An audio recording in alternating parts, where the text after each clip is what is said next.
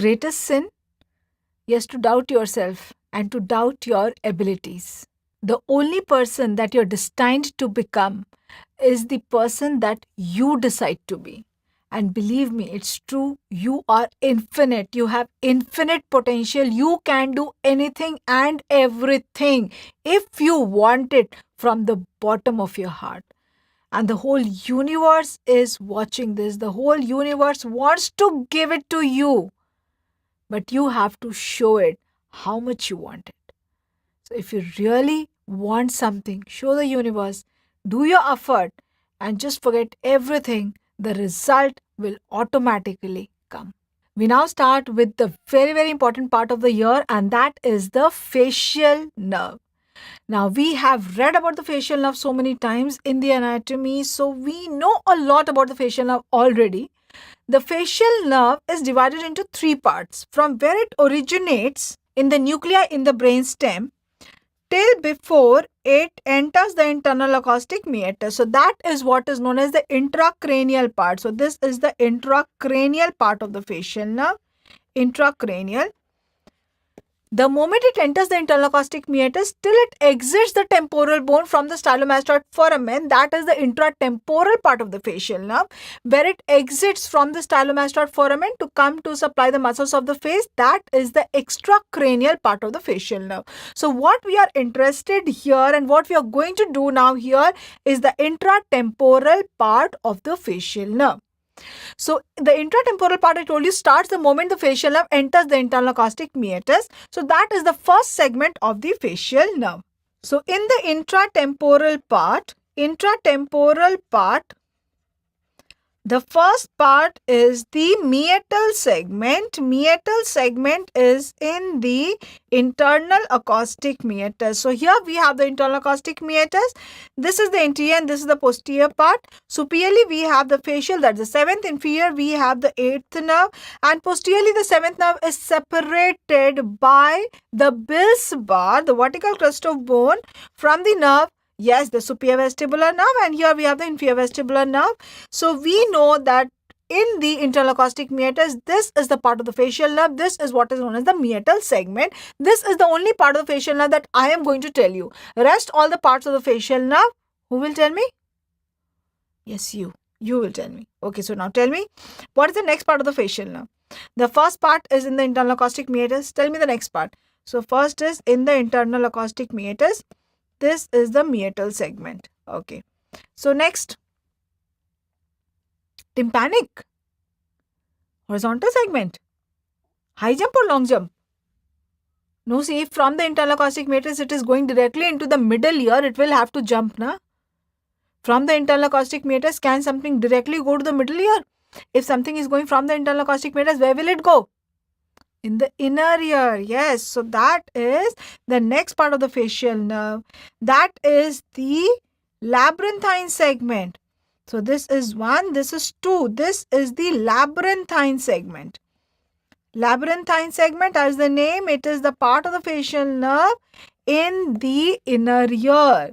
The moment the facial nerve enters the labyrinthine segment, the moment the facial nerve enters the inner ear, it is now bounded in a canal. It does not lie exposed as the white nerve.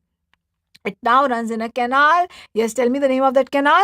Very good, the fallopian canal. So fallopian canal starts the moment the labyrinthine segment starts, and it continues till the stylomastoid foramen, which means that in whole of the temporal bone, thankfully, the facial nerve is protected in the bony canal, and that is the fallopian canal.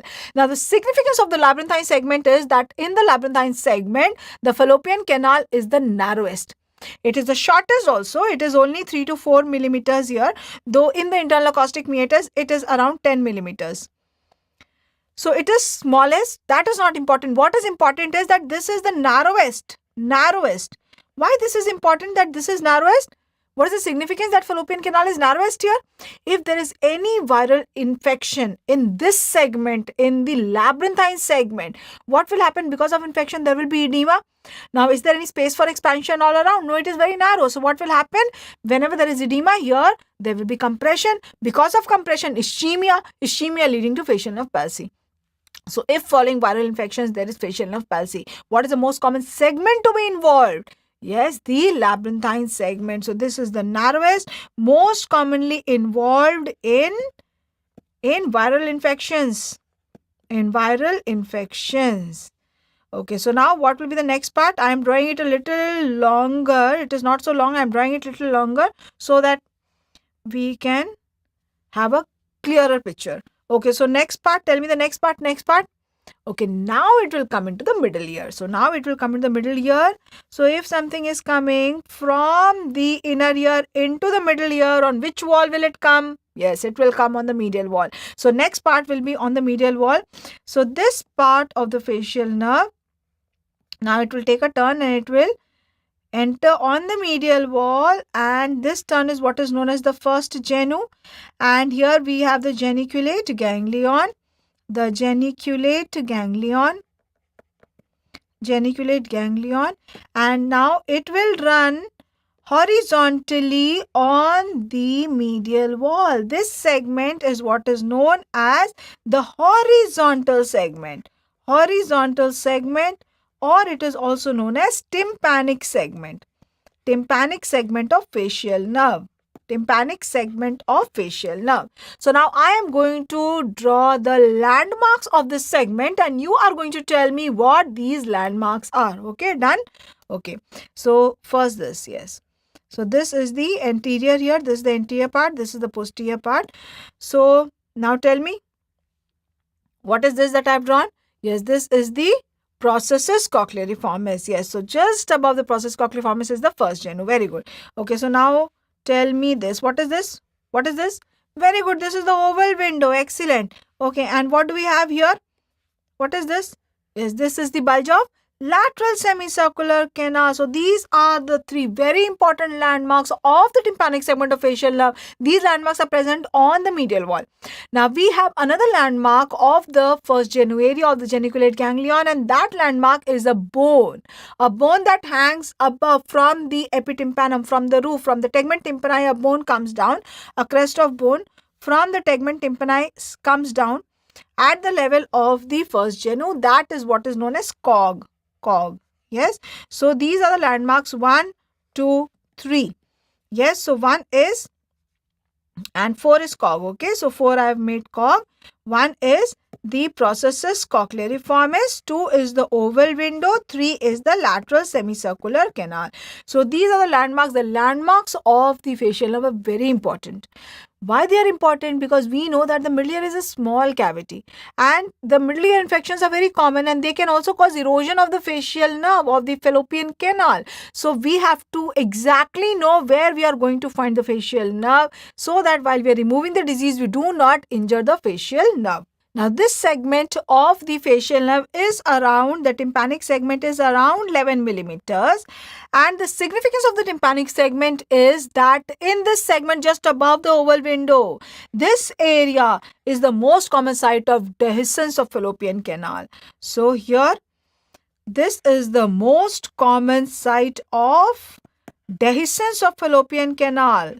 Dehiscence of the fallopian canal. Now why this is important, that the fallopian canal can be dehiscent in this area? Dehiscent means it can be missing. The fallopian canal bone can be missing, which means that the facial nerve is lying exposed here, which means that this area can be injured very commonly. You might be thinking that okay, it is covered in a bone, so it is fine. But if it is dehiscent, and this is the area we work on, the oval window area so commonly.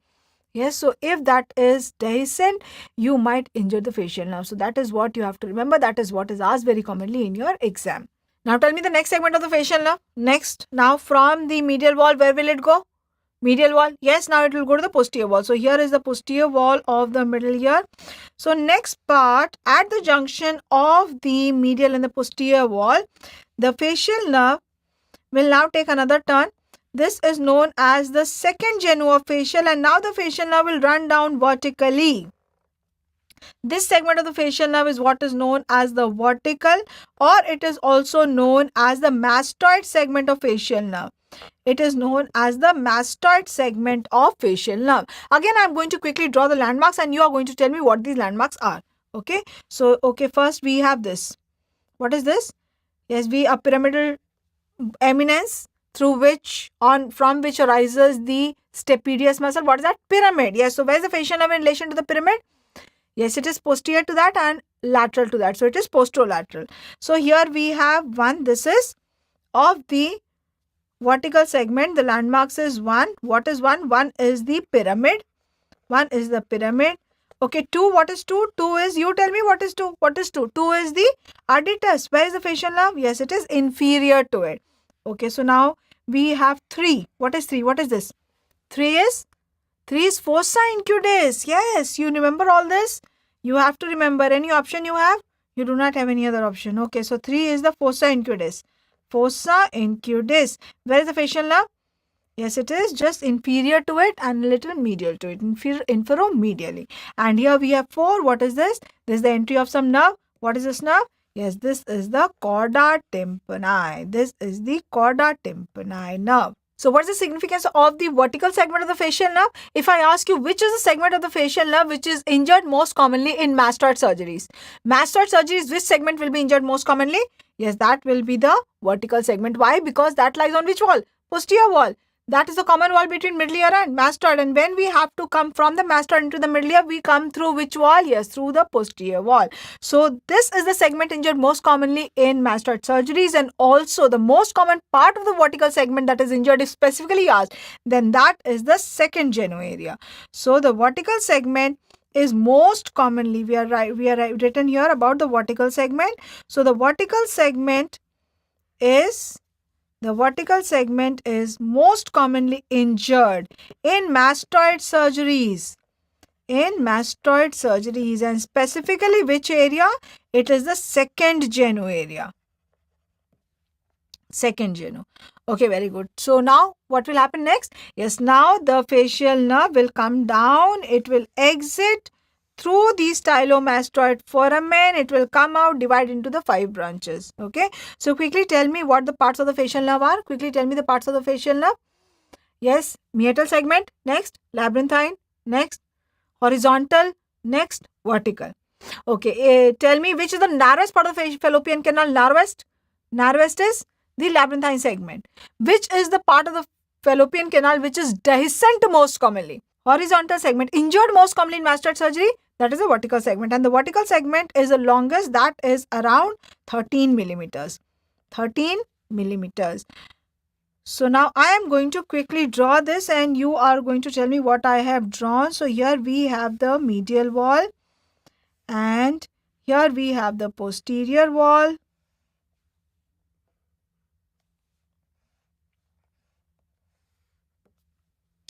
We have the posterior wall here. So now I am going to draw this facial nerve. So here this is the first genu and this is the horizontal segment. Now this is what segment?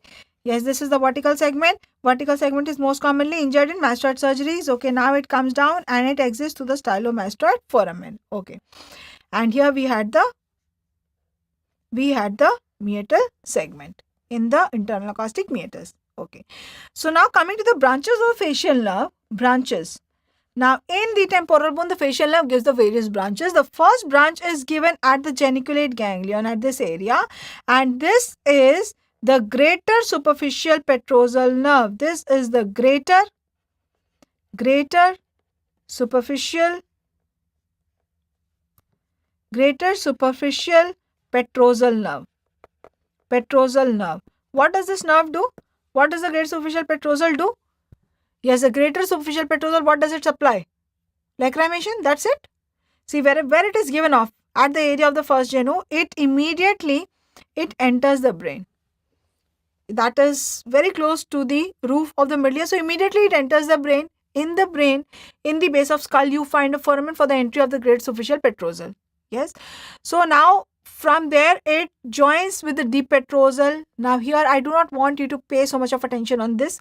This is, we have done in great detail, in lots of detail in the nerve supply of the nose. What I just want for you to remember here is that this great superficial petrosal It goes through to the sphenopalatine ganglion. That is the largest parasympathetic ganglion of the face, and that is responsible for the parasympathetic supply of the most of the face. Most of the face means what? Parasympathetic supply, that is the secretions of the eye, that is lacrimation, the nasal secretions and the palatine secretions. So it is not only for lacrimation, it is for all these three. It is through the sphenopalatine ganglion. Sphenopalatine is the largest parasympathetic ganglion of the face. It is the largest, gives maximum supply to the parasympathetic part of the face. So it gives a supply for three things. Which three things? It is for lacrimation, for nasal secretions, and for palatine secretions. Yes, whenever, but we have to test the great superficial petrosal nerve, we always test the lacrimation. How do we test that lacrimation? Yes, that is by the Schimmer's test. Yes, this we tested by the Schimmer's test. Schirmer test. Yes, that is, we put the filter paper in the lower canthus of the eye, little laterally, and we check for the wetting because of the lacrimation. So it means that if the great superficial petrosal is cut, it is damaged, which means if there is injury before that and the great superficial petrosal gets cut, how will that be manifested as? Yes, the lacrimation will not be there. That will manifest as dry eye. Okay. So now the second branch is given off at the pyramid. This is the second branch. This is first, this is second, and this is the nerve to stapedius. This is the nerve to stapedius. So it supplies the stapedius. What does the stapedius do? What is it responsible for? Yes, for maintaining the stapedial reflex. If I ask you, facial nerve is the afferent or the efferent of the stapedial reflex? Facial nerve is the efferent of the stapedial reflex. It is the efferent. Afferent is the eighth nerve. Okay, so if the stapedial reflex is absent, if this nerve gets cut, the nerve to stapedius gets cut, stapedial reflex will be absent. So if the stapedial reflex is absent, how will that be manifested as? Yes, what does the stapedius do? It protects the inner ear from noise trauma. Okay, so the inner ear will no longer be protected from noise trauma. Anything else also? Yes, now this stapedius, it is holding the neck of the stapes. Now just imagine something holding your neck from behind. It will not only hamper your excessive movement, it will also hamper your normal movements. Normal movements means that now if it is gone, what will happen? Normally also the stapes will be a little more free to vibrate a little more, which means that normal sounds also now will appear a little loud to the patient. And this is what is known as hyperacusis. So if the stapedial reflex is gone, then absence of stapedial reflex will lead to hyperacusis. And what is hyperacusis? This is normal sounds appearing loud. Normal sounds have become loud. What is intolerance to loud sounds known as loud sounds becoming abnormally loud? That was recruitment. Do you remember? Loud sounds became abnormally loud. Recruitment, which was a feature of mean ears, of cochlear deafness. So those patients, when you talk to them loudly, they will tell that don't shout. If you're talking to them slowly with low loudness, they will not hear. They will tell, I cannot hear. Why cannot you be a little louder? And the moment you are loud, then it becomes intolerable. They tell, why are you shouting? So that is recruitment. What is hyperacusis? Hyperacusis is normal sounds becoming loud. Now why I have told recruitment here? Because when it is asked in your exam, intolerance to loud sounds, don't write that as hyperacusis. Hyperacusis is normal sounds becoming abnormally loud. So that is because of the second branch. Now the third branch is given off just before the stylomastoid foramen, around 4 to 6 millimeters before the stylomastoid foramen, and this is the chorda tympani. This is the third branch. This is the chorda tympani. Can you tell me what the chorda tympani supplies? Chorda tympani is for what? It is given off before the stylomastoid foramen. Yes, it has to supply the taste. Taste to which part of the tongue? Yes, anterior two-thirds of the tongue. So does it from here directly come to the tongue to supply the tongue? No, it first ascends up. It enters the middle ear through a small opening here on the posterior wall. Then it runs through the middle ear and then it exits the anterior wall through the foramen. Tell me the name of that foramen. Foramen, yes, canal of Hugher. Yes, canal of Hugher, and then it goes to supply the entire 2/3 of the tongue. So does the chorda tympani supply only the tongue?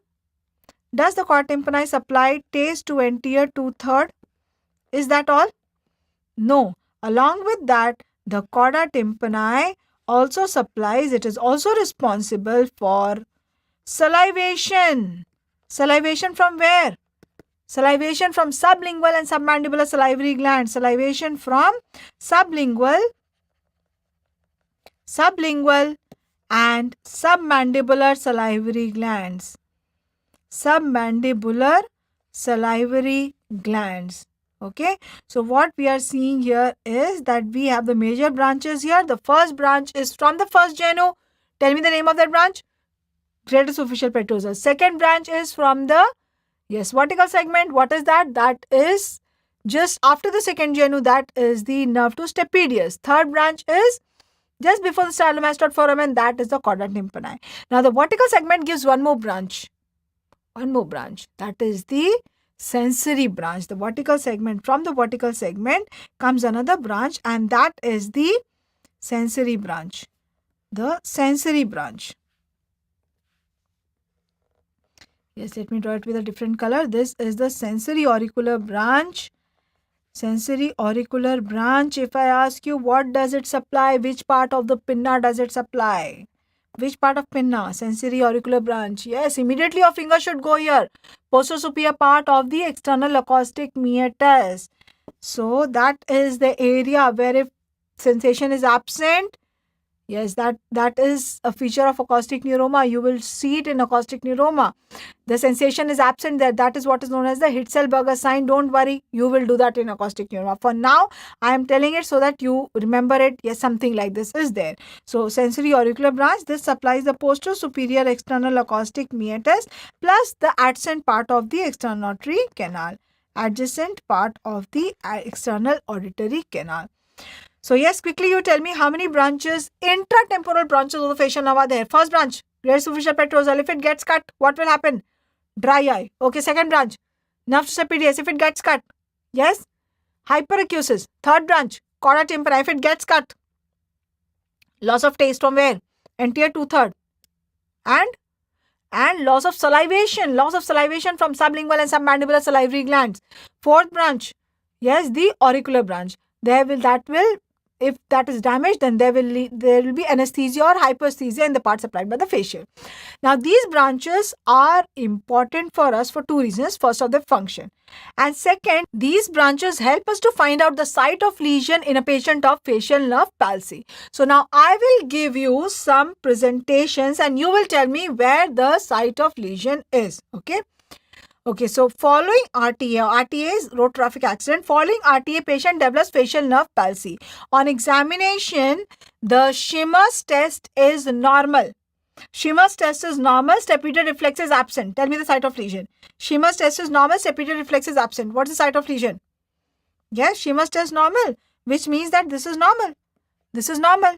Injury is after the greater superficial petrosal and before the nerve to stapedius. Stapedial reflex is absent. What segment is injured? Yes, the horizontal segment. Very good, the horizontal segment. Okay, following RTA, patient develops facial nerve palsy. On examination, the stapedial reflex is present. The taste anterior 2/3 of the tongue is absent. Stapedial reflex is present. Taste is gone from the anterior 2/3 of the tongue. Where is the injury now?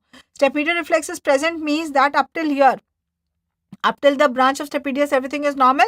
So, injury is after this, and the taste is gone, so injury is before this. Yes, so what segment is that? Yes, the vertical segment. Following RTA, patient develops facial nerve palsy. On examination, taste anterior 2/3 of the tongue is normal. The corneal reflex is absent. Corneal reflex. Which part of the reflex are we talking about? Corneal reflex is a reflex afferentis, fifth nerve. Efferentis, eyes closed. What is that? Facial nerve. So what are we talking about here? Is the efferent. We are talking about the facial nerve. So we are talking about the motor branches of the facial. So where is the injury now? The chorda tympani is good. Taste is good. Means that the injury is after this. And now the motor branches, one of the motor branches is gone. So injury is before these branches.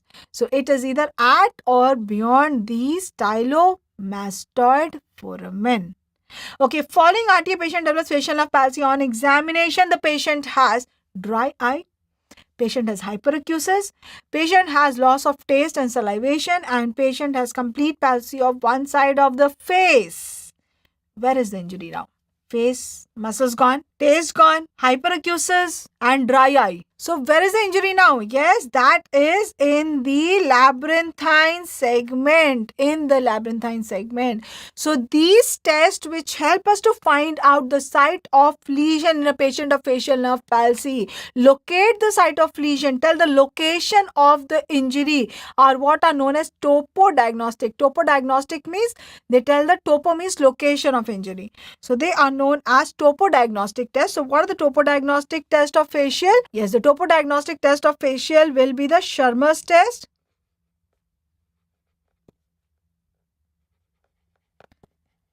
Schimmer's test. Tell me next. Yes, stapedial reflex. Stapedial reflex. Yes, third. Taste. Anterior 2/3 of the tongue. 2/3 anterior. And salivation. And salivation. This you test by electrogustometry. Electrogustometry.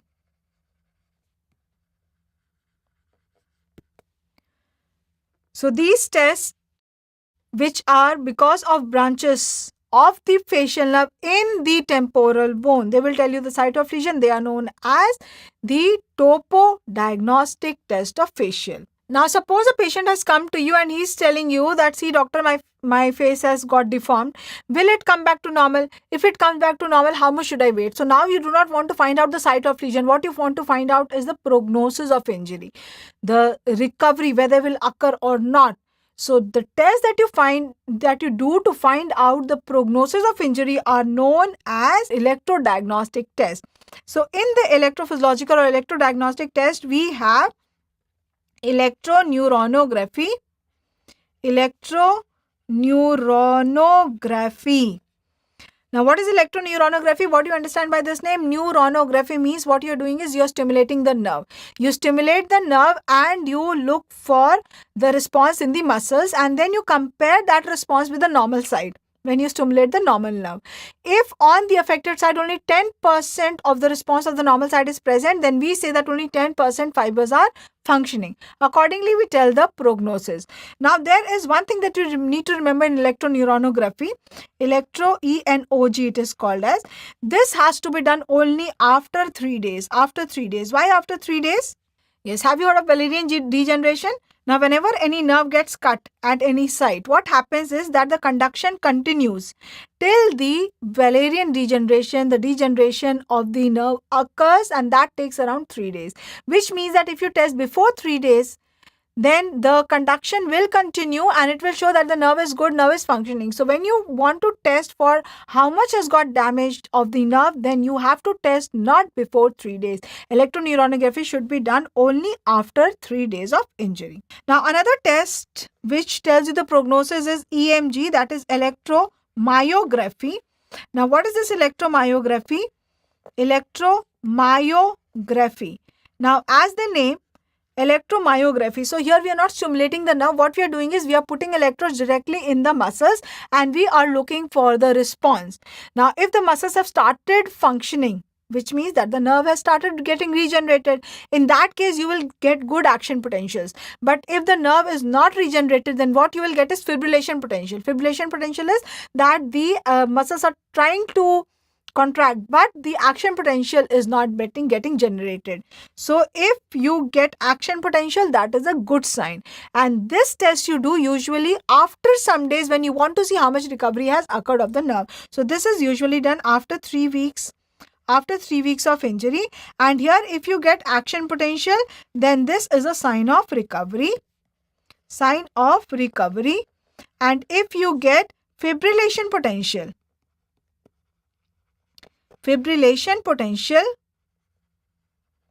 then this indicates bad prognosis. So as of now, what do we know? Yes, do we know the parts of the facial nerve? Parts of the facial nerve? Yes or no? Yes, okay. So do we know the branches of the facial nerve? Yes or no? Yes, do we know that these branches help us to locate the site of lesion? Yes. Yes, okay. So now what are the functions of the facial nerve? What are the functions of the facial nerve? Yes, it gives parasympathetic supply to what? Does it give parasympathetic supply to the lacrimal gland? Yes or no? Yes, does it give parasympathetic supply to sublingual and submandibular salivary gland for salivation? Yes or no? Yes.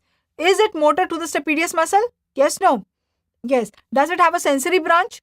Yes, sensory is the post-auricular branch. Yes, it also has a sensory branch. So there are multiple functional components of the facial nerve, and these you must have done when you did anatomy of the facial nerve in the anatomy.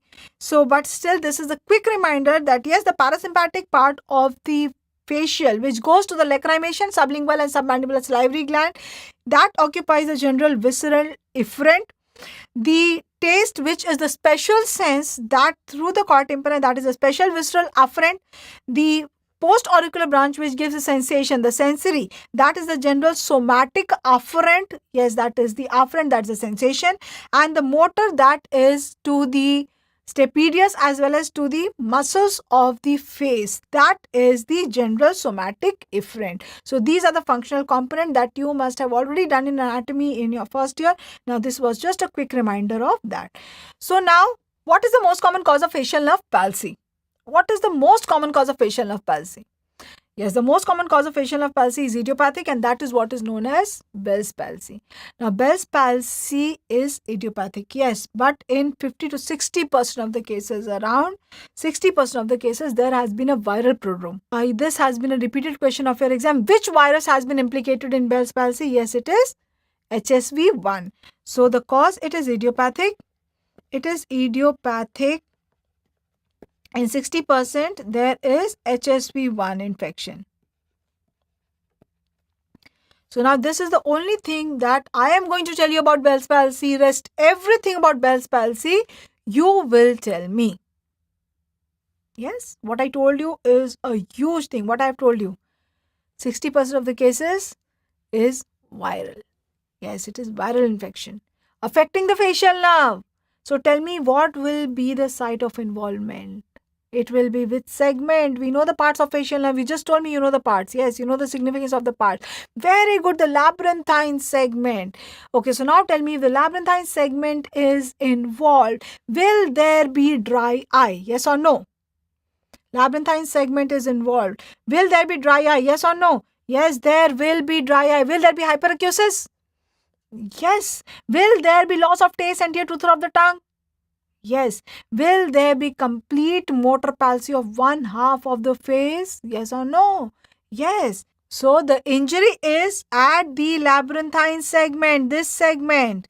This is the nervous. So after this, everything will go. The greater superficial petrosal will go, lacrimation will go, stapedial reflex will go, taste anterior tooth of the tongue will go, and all these branches will go. And this is what happens in Bell's palsy.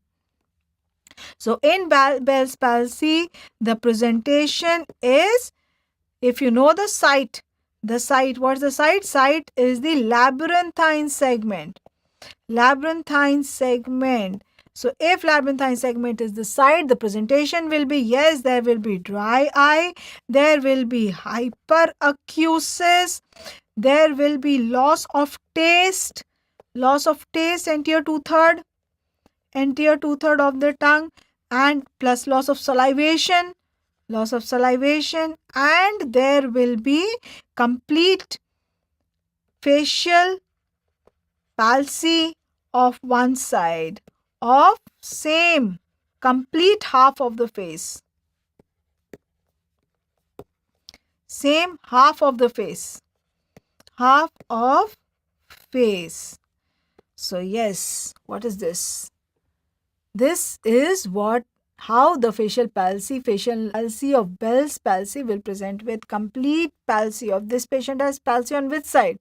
Which side do you think the patient is having the palsy? This is the right side of the patient, and this is the right side of the patient, this is the left side of the patient. Yes, left side you can see that the eyes are not closing, that the lip is not moving. So complete one half of the face. So this is what is Bell's palsy. This is Bell's palsy. So what is Bell's palsy? Bell's palsy is a acute onset, and this happens acutely. Patient will come to you, and all of you, no matter what branch you take, you have to know how to manage a Bell's palsy. Bell's palsy patient will go anywhere, to everywhere, to all doctors. Yes.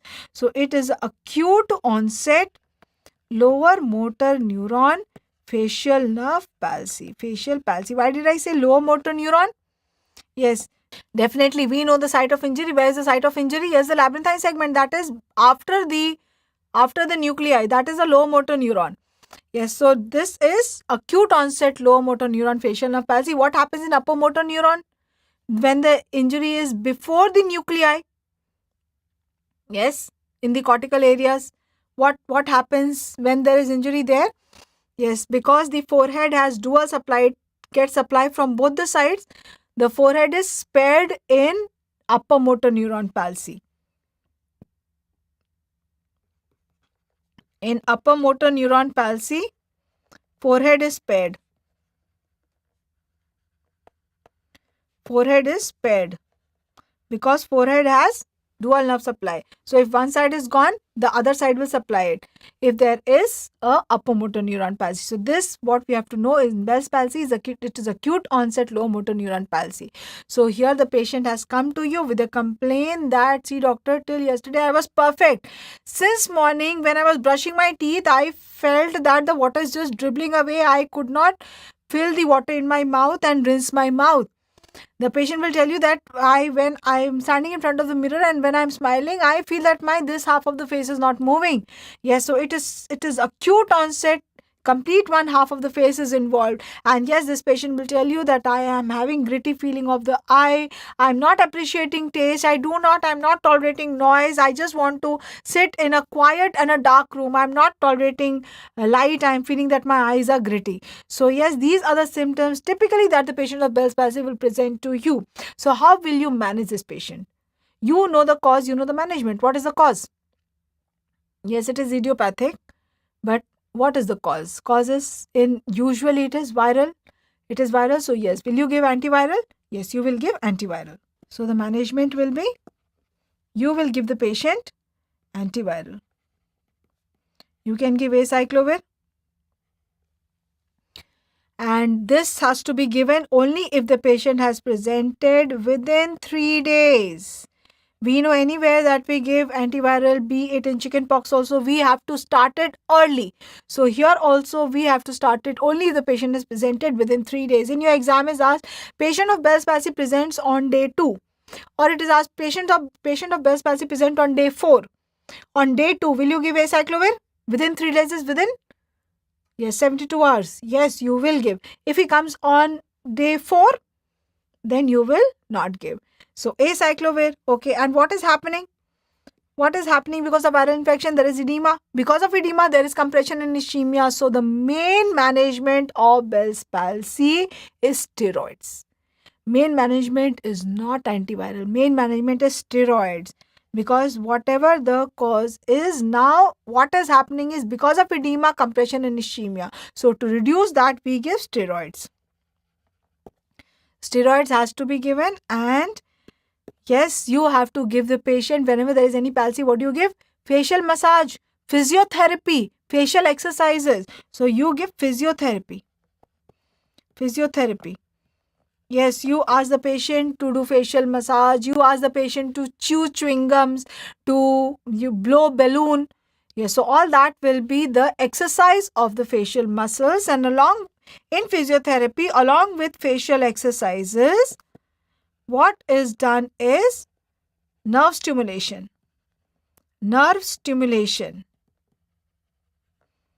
Nerve stimulation of the facial nerve is done. That also accelerates healing.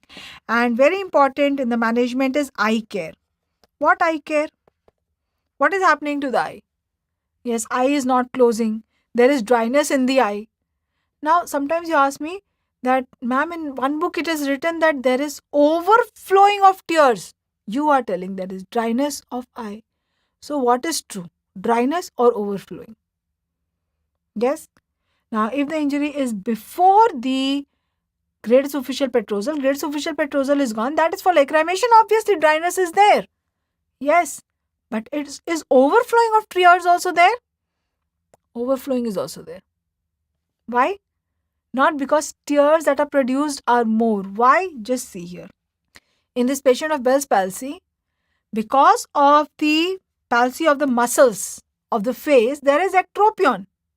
And because of this ectropion, now what happens is whatever little tear is produced is getting collected here. And then when it will fall down, it will appear as if it is overflowing. Now again, after some time, it will stop. Once everything is gone down, again it will collect, and then when it has filled, again it will overflow. Okay, so both are there. But actually what is happening, what's the pathology is dry eye, and that leads to gritty eye. So what has to be the management in eye is two things. First is lubrication. You have to give lubrication by eye drops, lubricant eye drops. And second is closure of eye. How should closure of eye, and why closure of eye? Yes, see this patient when he will sleep, you can see this eye is closing, this is not closing. So what will happen? If his eyes are open and this facial nerve palsy is not going to recover in 2 days, 3 days, 5 days. No, it will take around 3 to 4 weeks to completely recover. So if 3 to 4 weeks, whenever he's sleeping, his eyes is open, what will happen? He will develop exposure keratitis. So to prevent that, what is done is that whenever he sleeps, he has to pad his eyes closed. He has to put a cotton or a gauze or a hanky there, and he has to tape it closed so that exposure keratitis does not happen. So the management is closure of eye whenever the patient sleeps. And yes, whenever there is any nerve regeneration that we want, we always give nerve nourishers, and that is vitamin B12. Vitamin B12. So this constitutes the management of Bell's palsy. A patient of Bell's palsy comes to you on day 1. What will be the management of the patient? Tell me. Okay, yes. Now tell me. Yes. What will be the management that you will give? Yes. The first line and the most important management is, yes, steroids. Okay. Then day 1. Acyclovir, yes or no? Yes, acyclovir. And yes, eye care, physiotherapy, vitamin B12. Okay, patient of Bell's palsy comes on the day 5 or day 4 or after 72 hours. Now, everything will remain the same except what will change? Antiviral, no need to give now. After 72 hours, no need for antiviral medication. Now, this patient of Bell's palsy, you have treated him and now you are sending him back. He's perfect now. Yes, what will be his next question? Or in fact, if he does not ask, you have to tell him. Can it recur? It can, though the chances are very meager, only around 10% chances of recurrence, but yes, it can recur. Yes, around 10% cases will recur, and there are increased chances of Bell's palsy. Increased chances of Bell's palsy in patients who are immunocompromised, in diabetics, in AIDS patient, and very important, there are increased chances also in pregnancy. Yes, so any diabetic or any immunocompromised, if at all develops facial nerve palsy, Bell's palsy, again the chance of recurrence in them is more. The chances of them to develop Bell's palsy also first is more as compared to the general population. Now, a patient of Bell's palsy, you are giving steroid, but the patient is not benefiting. What should be the next line of management? Increase the dose of steroid, continue the same for another week, do nerve decompression, or electrophysiological nerve testing. What will you go for? Yes, go for testing. Do test and see. You have the test which will tell you whether the nerve is regenerating or not. So you will go for the test and see whether it is regenerating or not. If it is regenerating, just continue the same treatment. If it is not, only then you go for nerve decompression. And here again is asked, if at all you go for nerve decompression, which segment of the fallopian canal will you decompress? Which segment? Where is the compression? That is where you will decompress. Yes, the labyrinthine segment. So if decompression is required, then that is of the labyrinthine segment.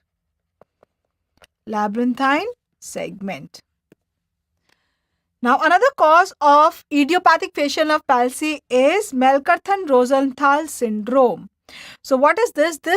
In this the patient has recurrent facial nerve palsy, sometimes of the right, sometimes of the left. So it is recurrent alternating facial nerve palsy along with fissuring of tongue and swelling of lips. and swelling of lips. So, triad of these three, this is what is Melkerson-Rosenthal. So, what we have seen is that facial nerve palsy can be idiopathic. In idiopathic, we have Bell's palsy and we have Melkerson-Rosenthal syndrome. Now, many of you, when I tell you this, you go and you see your tongue and then you see that, oh, I have fissured tongue, and then you get scared. I don't know when I'm going to get facial nerve palsy. No, don't be scared. Fissured tongue is a normal variant of the tongue. Nothing needs to be done for that. It will not progress to anything. So, this is what is Melkerson is. Along with fridging of tongue, there is swelling of lip and recurrent alternating facial nerve palsy. So yes, facial nerve palsy can be idiopathic. Facial nerve palsy can occur following infections of the ear, and these infections of the ear can be either of the external ear. Infections can be of the external ear. Yes, can you tell me what this is? We can see there are vesicles over the meatus, and also what we can see is facial palsy. So facial palsy along with vesicles, what is this condition? Yes, this is herpes zoster oticus with facial palsy. What is this known as? Facial palsy. This is known as Ramsay-Hunt. This is known as Ramsay-Hunt syndrome. Infections of the external ear. Another infection. Tell me another infection of the external ear which can lead to facial nerve palsy. I will give you the hint. Elderly, diabetic, immunocompromised patient. Severe pain in the ear, granulations, necrosis in the external auditory canal. Very good. Malignant otitis externa. So yes, lot of necrosis in the elderly who is diabetic, immunocompromised. So yes, infections of the external ear can lead to facial nerve palsy. Infections of middle ear. Can they lead to facial nerve palsy? Okay, I will ask you, tell me, acute otitis media, can it lead to facial nerve palsy? Acute suppurative otitis media, there is pus in the middle ear, eustachian tube is closed, the pressure of middle ear has increased.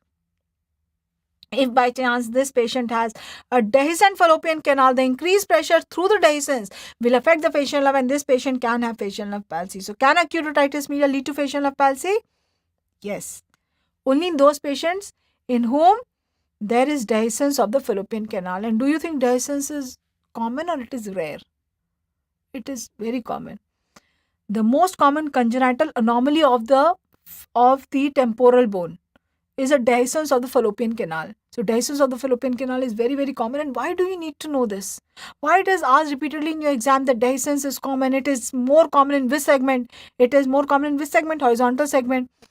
Why? Because we need to know that facial nerve, yes, definitely is protected in the fallopian canal, but it can be dehiscent and it is a very common anomaly.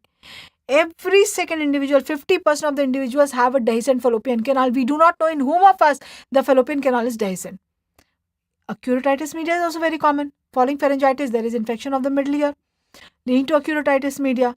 So by chance, if there is in a patient who has fallopian canal dehiscent, the acute otitis media is so severe that he has not taken the treatment early and the pressure of the middle ear has increased, got transmitted to the facial nerve and the patient has come to you.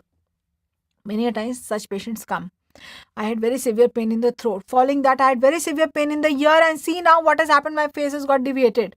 And I went to that doctor and he told me that I will have to undergo immediate surgery now because my facial nerve has got deviated. There is palsy of the nerve. So I will have to immediately undergo surgery. And when you see the prescription, what surgery has been written there? MRM, modified radical mastectomy. Why has the patient come to you? For a second opinion. If you write one surgery and give to the patient, he will go to 5 different surgeons and ask whether he should get the surgery done or not. Yes, so now he has come to you. What will you tell him? Go for MRM, yes or no? For that, at least you should know why at all this patient has developed facial nerve palsy. This patient has had throat infection 2 days back and then ear infection, now facial nerve palsy. Are you going to find something in the mastoid that you want to open and remove by a MRM? No. Why has this patient developed facial nerve palsy? Because the increased pressure of the middle ear is getting transmitted to the facial nerve. So here what do you need to do? Immediately relieve the pressure of the middle ear by just a myringotomy. So if you know this, can you imagine what you are saving of the patient? You are saving the patient to undergo GS surgery, MRM, which takes at least 3 hours and something which is not at all required. Just a myringotomy, relieve the pressure of the middle ear and treat the acute otitis media, give antibiotics. So in acute otitis media, yes, there can be facial nerve palsy. So yes, you will go for a myringotomy. Myringotomy. Yes, but for doing this, you should know that why in a patient of ASOM, facial nerve palsy has developed. Can facial nerve palsy develop in chronic otitis media, in chronic suppurative otitis media? Yes or no? Yes, in squamous otitis media, there is erosion and that erosion can occur of the fallopian canal leading to facial nerve palsy. So yes, there can be facial nerve palsy. Here the management will be MRM. So squamous otitis media, unsafe otitis media, aticoantral otitis media with facial nerve palsy, a modified radical mastoidectomy. So what we saw is that facial nerve palsy can be idiopathic. It can occur because of ear infections. These ear infections in the temporal bone, what we're talking about, yes. In the ear infections can be external ear infections, it can be middle ear infections, and facial nerve palsy can also occur because of trauma. Trauma that is iatrogenic, or it can be non-iatrogenic, surgical or non-surgical trauma.